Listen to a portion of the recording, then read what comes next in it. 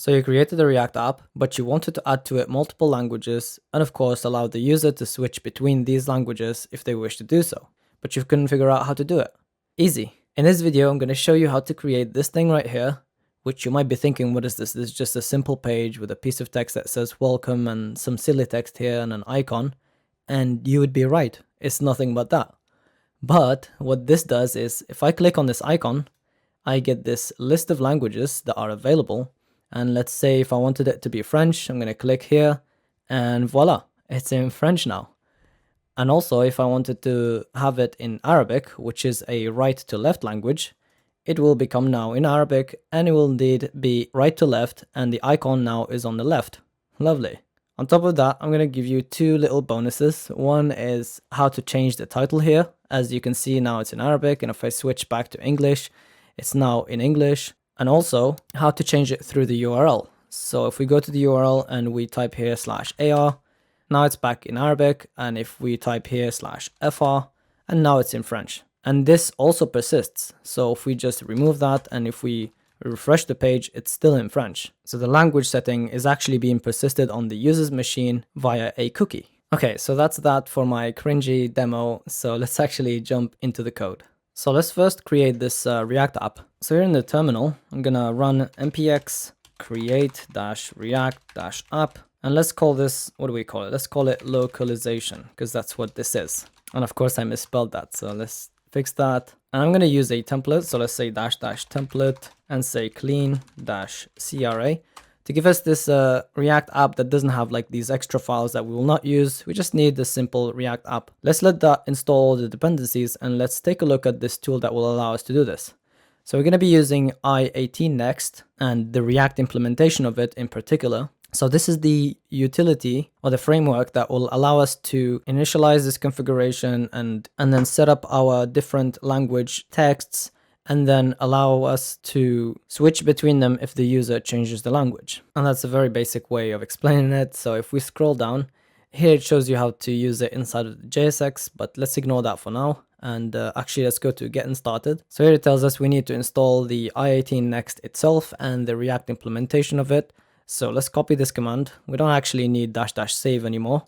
So just copy that. And if we scroll down, and here it shows us how to configure it. So let's actually paste that command first, or actually let's open that directory that we created. So say code localization, and actually that will open a new window. So let me close this one. Okay, so now we can paste that command. So in our terminal inside of this project, let's paste that npm install command and let it install those two packages. And let's go back to the docs. And by the way, I should have told you already to go to react.i18next.com. And let's actually copy all of this from the i18 import down to right before the React DOM render call. Copy all of that. And let's go to our source directory inside of app, or actually inside of index.js. And then let's paste everything under the imports. And we want to keep respecting best practices. And let's cut these imports, these relative imports, and move them down here. So here what this does basically is that it imports i18 from i18next, and then it initializes it using this init react i18next from the React i18 implementation. So it passes this configuration to React i18 so that we can use it. And then it initializes it with this basic config. So what you see here, we have this resources object, which includes all the languages that we have. And right now we only have English. So here we have this translation object, which contains this welcome to React key, which corresponds to this value. And then we have this LNG for language, which sets the language to English here. And then we have this fallback language, which is a good thing in case the user selects a language that is not supported. This will be put instead. And we have this interpolation thing, which I believe in React is unnecessary. So I'm just going to remove it. And then we have this app, which by the way, this will override our default app. So let's actually comment our app import for now and then keep this one. So here we have this use translation hook call, which is a hook that we obtained from the React i18 library. And then it gives us the T utility, which is a function that we use. And then we pass it a key from the translation keys here. And then it will fetch the value of that key depending on the selected language. Let's take a look at what this means. Now, right now we only have English, so let's actually add a different language to test this. So I'm going to add a comma here and then just duplicate this. And I'm going to add French for now. So let's say FR. So keep the exact same key name. This is important. And now let's translate this to French. So this in French will be welcome to React. So this will be bienvenue à React et React i18 next. And surprise, surprise, I speak French too. So now, actually, let's save this and let's start it first. So let's say npm start. And this should just show us the welcome to React and the i18 next message. So, and there we go. So we get welcome to React and i18 next.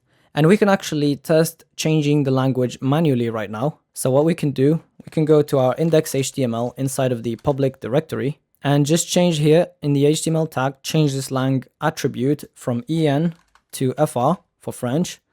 And let's take a look at it, refresh. Okay, that's not changing because I forgot to give the language, because right now the language is hard coded to be English. So let's make it find the language based on our lang attribute. So that's easy. We can use the document object to find this value. So here, instead of just saying hard coded English, we can just say document.query selector, and we want to get the HTML element, and then we want to get the lang property or attribute.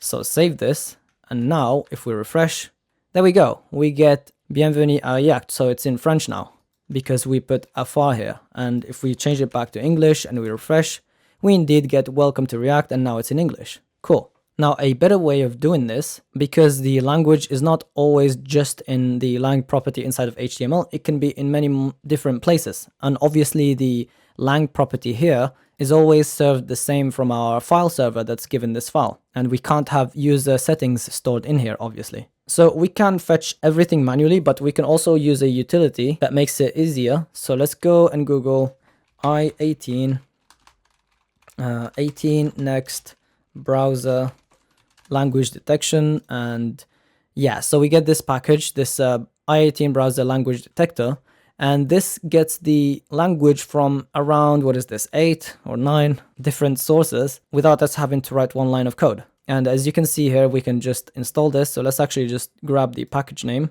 We can just grab the command actually, and we can go to our terminal, and I'll open a new terminal and paste that there. And we can configure it doing the following. So we can import it like that and say .use, just like we did with the i18next React implementation.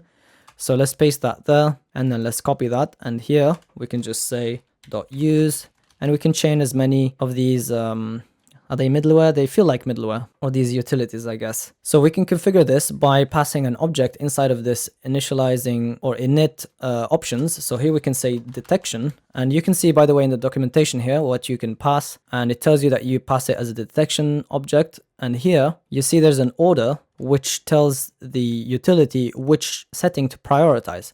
So you could have multiple ones, but you can prioritize, let's say, the cookie, because that's the user setting. And if you can't find the language inside the cookie, you actually revert to whatever comes next. So I'm actually going to copy this order key value pair, and let's go to our config. Here we'll say detection. And inside of here, I'm going to paste that. And I'm actually just going to keep, actually for now, let's say HTML tag comes first. So that's what we've been using. And I'm gonna keep cookie and also local storage, and then remove everything else except for path, which will come later. And I'll keep subdomain as well, even though we can't test that locally. I'm keeping it because it's a common way of giving language to a site. So now we can actually remove the LNG key from here and save. And now let's refresh our app. Okay, nothing changes because it's still in English. And now if we change to FR, it should automatically detect that, and there we go, it automatically detected that. Now nothing has changed from what we had earlier, but now we can say inside of detection we can say caches, and here we can specify different places where we want this language setting to be cached in for our user. So for this, I'm just gonna use the cookie one for now, so I'll say cookie as a key here.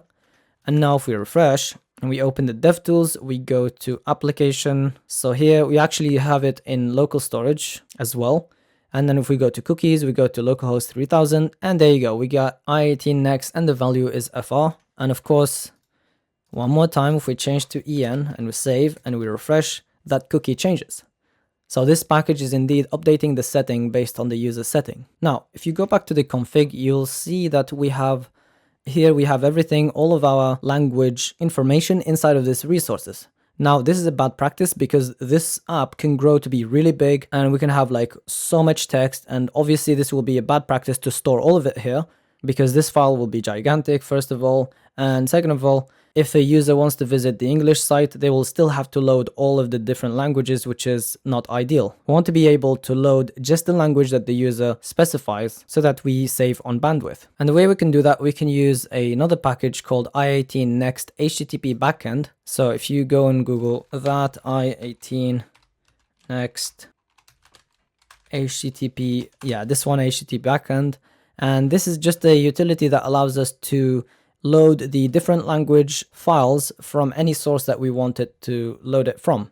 So let's copy this install command and let's go to our terminal, paste that there. And now we can actually outsource the translation data into files and then load them once the app is loaded. So let's, what we can do is we can copy this English translation object, just copy that or cut it. And then let's go to public. So here let's create a file. I'm going to call this, actually let's have it inside of assets. So say assets slash locales slash, and here we'll have the file inside of the language that it pertains to. So here we'll say slash en for English, and then here we'll say one last slash and we'll say translate or translation.json, and then paste that there. Let's rename this because this is not a very JSON friendly name. So here let's say welcome _to _react, and change these single quotes to double quotes because this is a JSON file, and remove this comma and save. And we can copy this and then create inside of locale a new file, fr/translation.json, and then paste that. And now we need the French sentence for this, so let's copy this, or actually just copy the text inside of it and then go to the fr translation and then paste that there and save. And now we can actually remove this resources key. And now that we have i18 HTTP backend installed, we can use it. So actually let's look at the docs. Yeah, let's just grab this import call, paste that there, and then we need to use it. So here we can just chain another .use and then say HTTP, what do we call it? HTTP, oh yeah, it's called HTTP API there. So let's just say HTTP API. And we can configure it inside of the config with this key, what is it? Yeah, this backend key, and then we have all this different config, which we'll get to in a moment. So here inside of the init call, inside of the options here, we can say backend and then open an object. And here I'm just going to give it one thing, which is this load path, which tells it where to find the translation files. Now, this is a relative path because we're serving the files from within the same project. So from this React file server as well. And you can also obviously load these from your backend API or from an S3 bucket or from anywhere. But in this case, it's relative. So we can actually just copy this load path and then paste that here. And here we can point to where our files are. So here I'm going to add a /assets, and then we have locales. And then here we have this LNG, which will tell it, depending on the language, where to look. So we have enfr that will take that place. But here we don't have this ns, which is namespaces. We're not using namespaces, so we can just replace this with translation.json. Now let's save. And if this works, nothing should change in our app. So let's refresh. Okay, so we get app suspended while rendering. And this is because this package tries to use suspense to show some placeholder before our translation files are loaded. We can get around this by saying, actually, there's a key here, use, or actually, I think it's, yeah, it's inside this React object, and then we'll have this use suspense, and we can say false, and then save. And now if we refresh, there we go, we get welcome to React, and that's not correct because that's the name of the key that we gave, and because we changed that key, actually, let's change it here. So here we'll say welcome, and then _to, and then _React. And then we refresh. There we go, we get the English one. And actually we can change manually this cookie value to fr and then refresh the page. Okay, that's not working. I think maybe it's, oh yeah, because it's fetching the HTML tag one, and then when it finds the value there, it overrides it and then saves the cookie. We can actually change that, and we can set HTML tag to be second and then cookie first. So now if we manually change the cookie value, so let's rename this, so edit this value to fr and then refresh. There we go, now it's in French. because it's fetching the cookie first before the HTML tag. And it's now actually ignoring HTML tag because this is more priority. Cool. So now if you look at network as well, you'll see that it's loading translation. And if you refresh, it's only going to load. Okay, it's loading both. I believe because we're setting it to French, so it's going to load the default one and then the French one. So let's change it back to English and see. So English, refresh. Yeah, you see now it loads only the English one because it happens to be the fallback one as well. So obviously we don't want to be changing the language manually through cookies. Our user will not do this. So let's implement a way for our end user to change it through the UI. Now, you know me guys, I don't want to work with something that's really basic looking. So I'm actually going to install Bootstrap in this to make it look at least a bit nicer and also to have a drop down to use later. So let's go to getbootstrap.com. And we can just copy this install command. So here, let's go to our terminal and do npm install bootstrap at next. Cool, and now we can include Bootstrap. So let's go actually here inside of our index.js. Here at the top, we can just import the CSS and actually the JS as well. So let's say import bootstrap /dist/css/bootstrap.min.css. And then duplicate that, and then this will be the JS, and this will be bootstrap.js. So I'll put that there, and then the CSS there. And now we have Bootstrap. So I don't think we can see anything. Oh, okay, we need popper.js because it's a dependency of Bootstrap. So let's copy that, and then in our terminal, let's say npm install, excuse me, popper.js or at popper.js/core. So minimize that. Or actually, we need to wait for it to make sure that it's working. All right, so now Popper is installed and Bootstrap is installed and working included. So that's cool. So now let's I actually prepared these files already. So you can go to this Git repo. I'll put a link to this in the description. And go to the public directory and then copy this assets file or folder, which includes a couple of pieces of text in these 3 languages that I'm going to use to demonstrate this app in this video. So you can go ahead and copy this entire assets file and then put it inside of your public here. I have this on my computer, so I'm going to do it off screen. Okay, I've done that now. So we have this 3, so we have the Arabic one, the English, and the French. So we'll use this to test. All right, so now inside of our index.js, let's bring back the app import and then remove this app from here. We're gonna use the actual one from the app.js file and then save, keep everything else the same. And actually here inside of the options for i18next, we can say supported languages or supported LNGs, and then we can give a list of our supported languages. And in this case, we have not env, en for English, and then fr, and then ar for Arabic. So save. And now let's go to our app.js. So here, let's change the class name of this to container. And then inside of here, I'm going to have a div with a class of d-flex to give it a display of flexed. And also let's give it the class flex column. So stuff goes top to bottom. And also align items start. And I'll explain why I have this later. So here, I want to already use something from our translation files. If you look at them, we have this app title, or actually not the title, we have the welcome message. I want to use this at the top.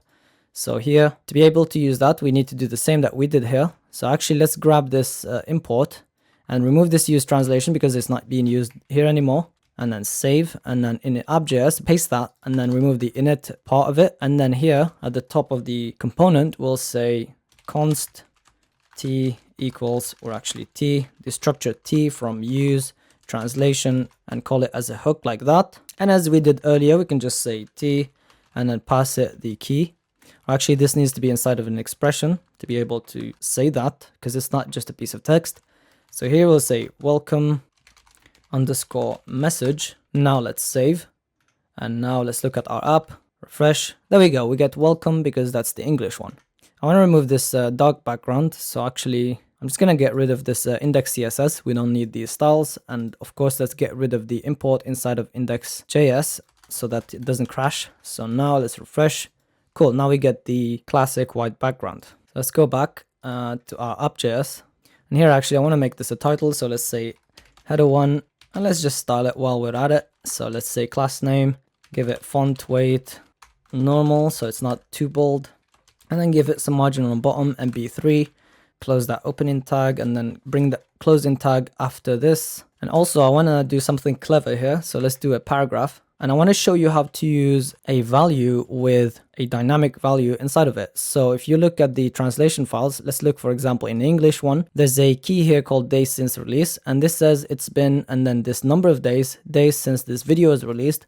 So I want to use this as an example to show you how to use a dynamic value inside of your text, because you're going to need to do this in your app. So to use this in a simple way, we can say t and then do the name of the key, which is days since release. And then we need to pass it that value here. Now let's calculate that value. You know me, guys, I'm a bit extra, so I'm going to do something that's kind of clever here. It's not that clever, it's just silly. So here I'm going to say const release date of this video that you're watching, which is today, which is the, so let's say new date, and then today is the 7th of March, so let's say 2021 dash 03 dash 07. I want to find the difference between them in days, so let's say const time difference, and the difference will be new date, which will be right now. Of course, for me it's the same day, but probably for you would be different. And we'll say this new date minus release date. And this will be just as a number in milliseconds. So let's convert that. So we'll say const, and I'm going to name it the same as here. So number of days like that. So let's say const number of days, snake cased, equals math.floor. And let's say time difference.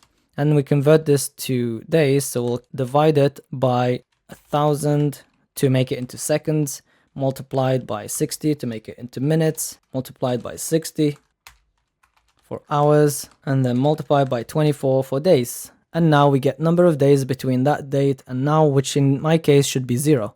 And now we simply pass that object here as the second parameter to this t function call. And now let's save and let's look at it. And there we go. We get it's been 0 days since this video is released, because it's not released yet. It's going to be released later today. To show you that that's working, I can just change this value here and then say 10. And now it says it's been 10 days.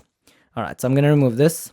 Now let's add a way for the user to change the language through the UI like we said earlier. And for this, let's go to the docs of Bootstrap, and so go docs and components. I want to use the drop downs, so drop down right here, so drop downs.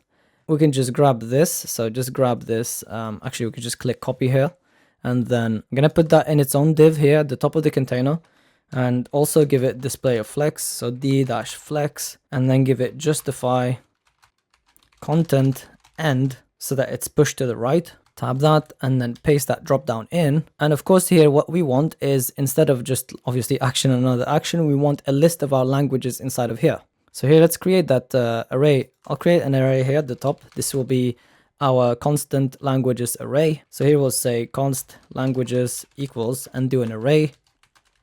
And these will be objects because we need multiple properties. And first thing is I'm going to say code, and I'm going to do them alphabetically. So we'll start with French. So the code for French is FR. And by the way, these are ISO codes. I'm not just making them up. You can Google them to find the ones you need. So here for the name of the language, we'll say name, which represents the name of it on the UI. And actually we can Google this. So let's Google the name of the language, because French has this special C character. So let's say translate.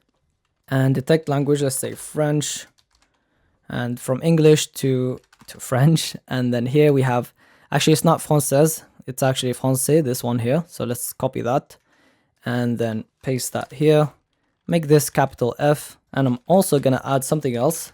I'm going to add country underscore code, because I want to show the flag that corresponds to this language to make it easier for the user to find that language. And typically French is associated with the country of France, and the code for that is actually FR2. So let's put a comma here and then duplicate this 2 more times.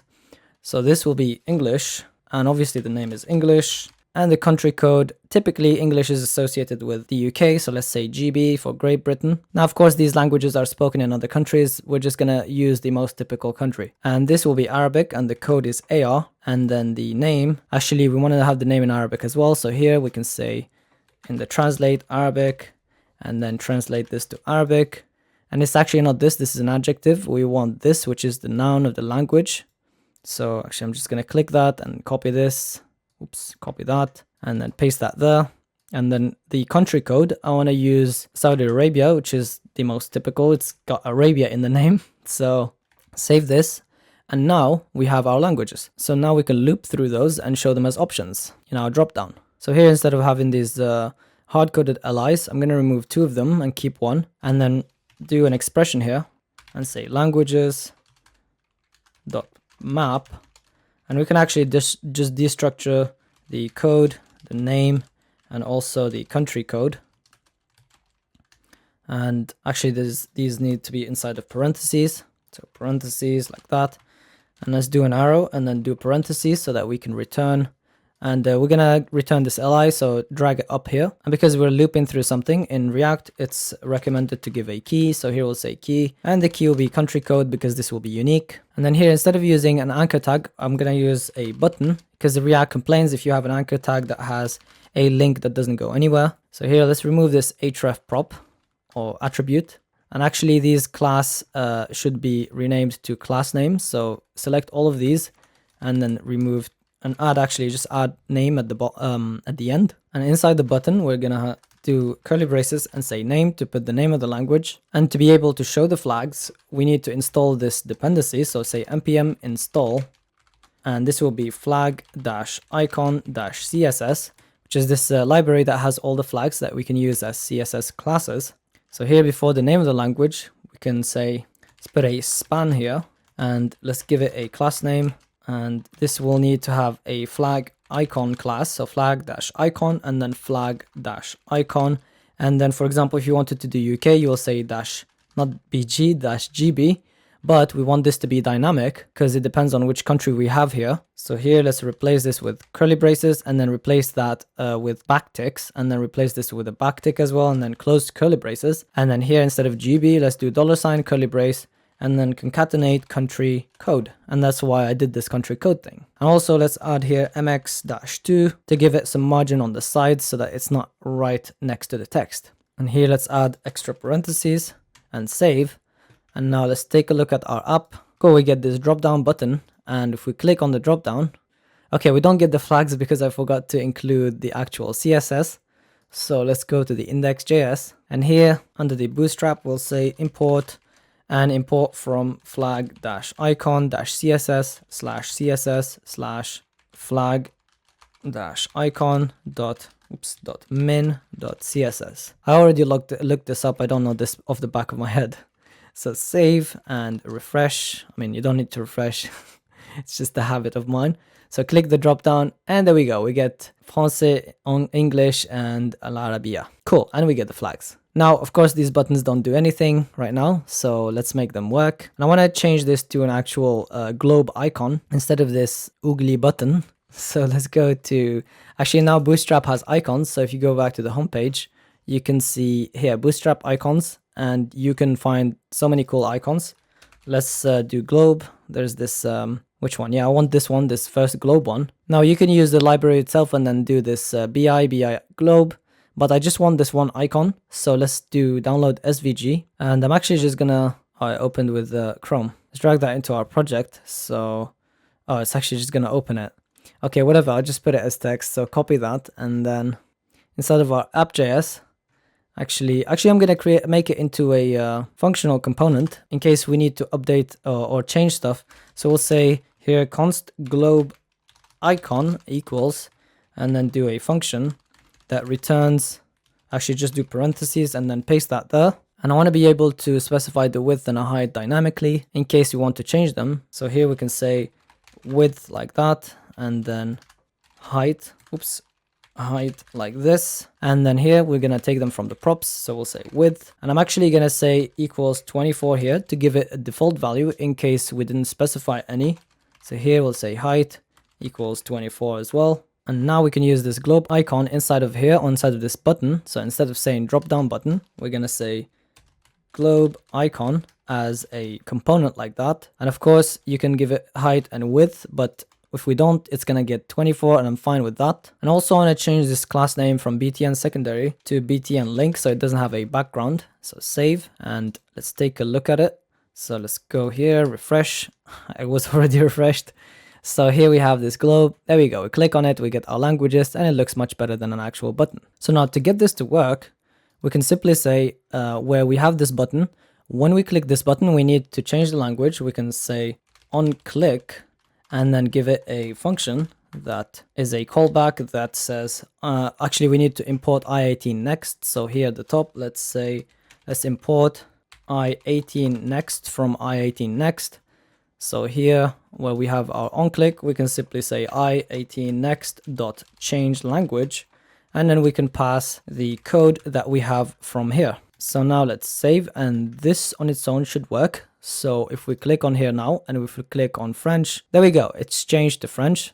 And if we refresh, that's still in French because it's getting it from the cookie. Cool. And if we change to Arabic, now it's in Arabic.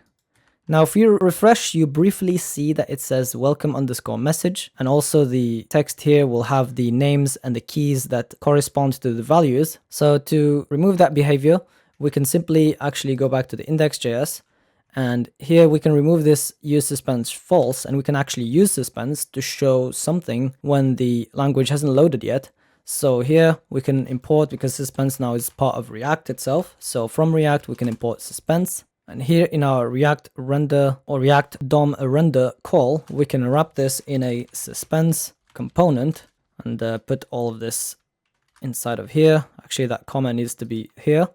And then now we're going to say fallback and then give it some fallback markup. And actually, I'm going to put this here in its own variable. So let's say const loading markup. And this will be just a div, and let's give it a padding on the top and bottom, so py-4, and then give it text center. And inside of here we're gonna have, let's say, an h2 and then say loading ... And now for the fallback, we're just gonna give this loading markup. So loading markup, save. And now if we refresh, there we go, we get loading in the middle before it actually loads the text, and it doesn't show us those original key names. Cool. And to change the direction, as you can see, it's in Arabic, but it's not right to left. That's easy. We can actually set a default direction. So if you go to index.html, we don't need to do this, but I think it's good practice. So for our body, we can add an attribute here, which stands for direction, and then give it LTR for left to right for default. And we can go back to our app.js. And actually, for languages that are right to left, we can add another key. So in this case, just Arabic, and we can add here and say right to left, so RTL. And now we can first, when this loads, so we can use effect. So let's say use effect, and make sure that it's imported from React. And here we'll have our callback, and this will run when the page loads, and it will run again once the language changes. So we need to detect that actually. So we need to get the current language first. So we can actually use JS cookie to access that cookie. So let's open the terminal and say npm install js-cookie, which is a package. Oops, I misspelled that. JS cookie. So this is a package that will allow us to manipulate cookies on our client. And here we just need to get the current language code. So actually, let's import this at the top. So we'll say import from JS cookie. Let's call it cookies.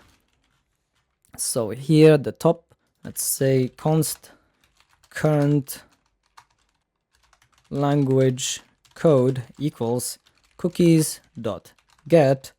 And the cookie is called i18next.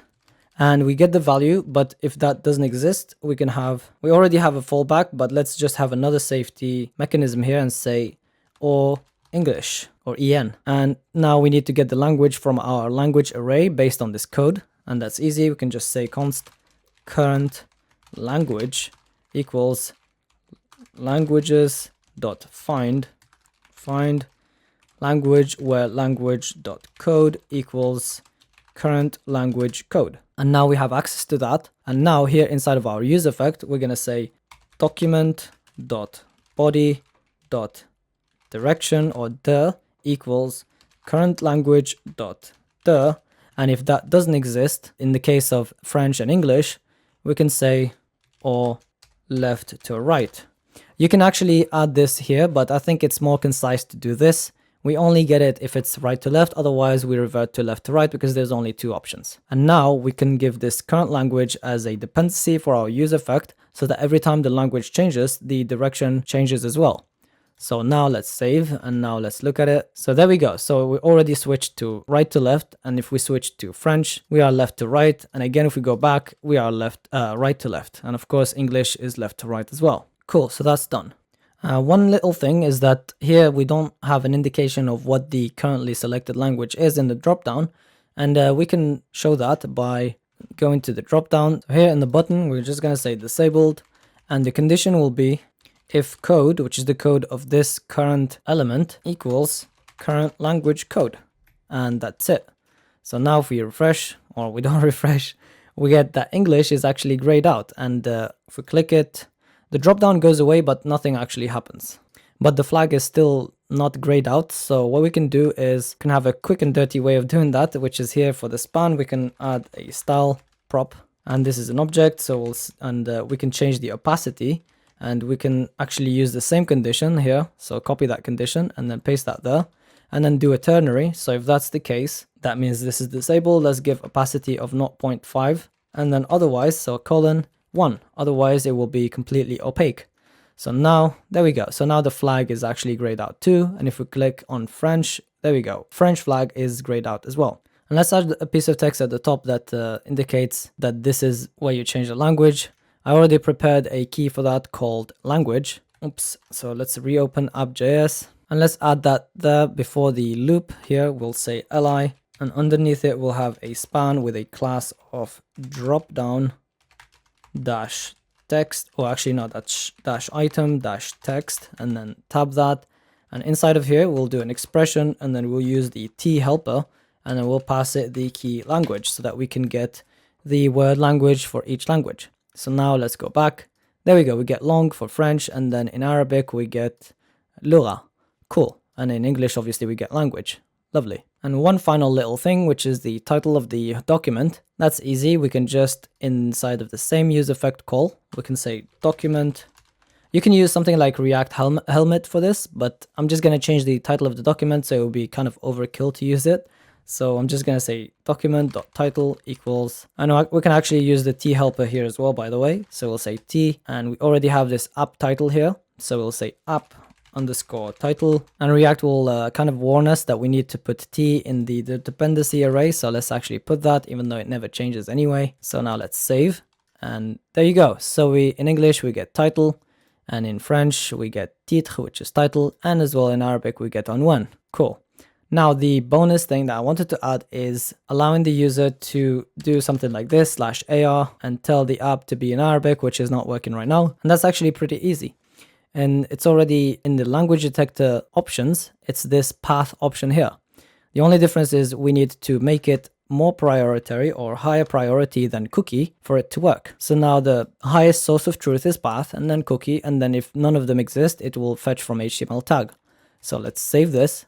And now if we run this, there we go. It's actually in Arabic, and it actually persists the cookie to save the option as the language is Arabic as well.